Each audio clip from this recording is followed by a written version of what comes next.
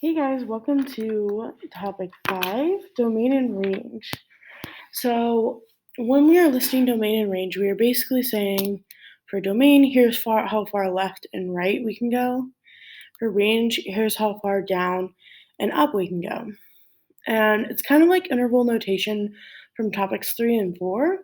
You're going to use parentheses with any infinity symbol, but anytime that you write a value, you're going to use a bracket because all of the values on a graph are actually equal to's.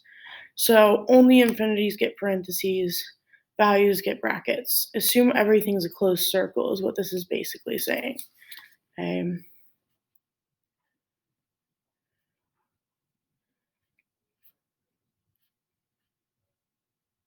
Okay. Okay. So as I'm looking at this graph right here, I don't care about this part yet for domain. I just care about these numbers right here. And what's happening is this one has an arrow at the bottom. That means that it's going to the left. Like it's not going down very fast, but eventually it's just going to keep going this way. That's negative infinity. On the right side, there's also an arrow. I know they got cut off a little bit, but that means that this one is going to keep going too.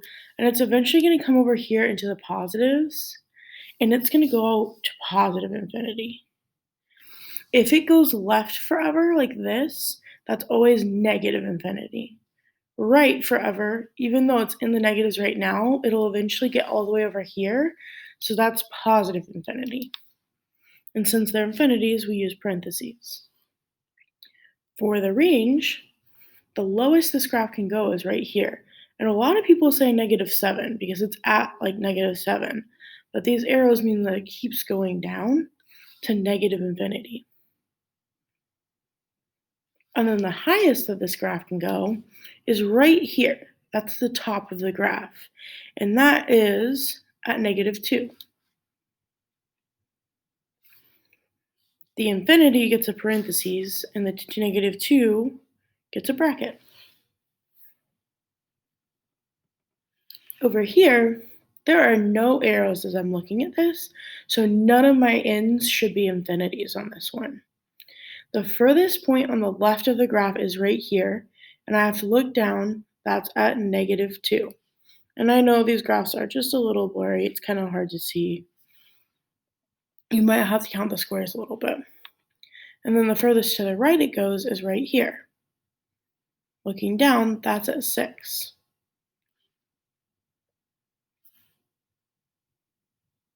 Since these are both numbers, we're going to put them in a bracket because we are assuming that these are both closed circles. We don't usually draw an open circle on a graph like this.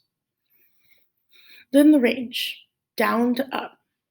The furthest down I can go on my graph is here, which is at -1, 2, 3.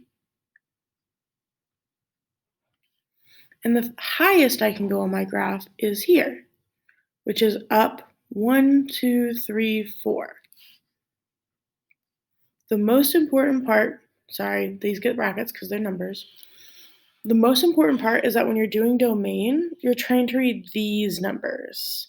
So my domain is this. And my range is here's my top point, here's my bottom point.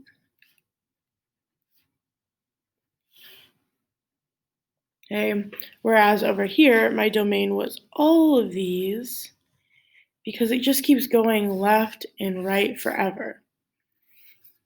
And my range was everything from negative infinity up to -2.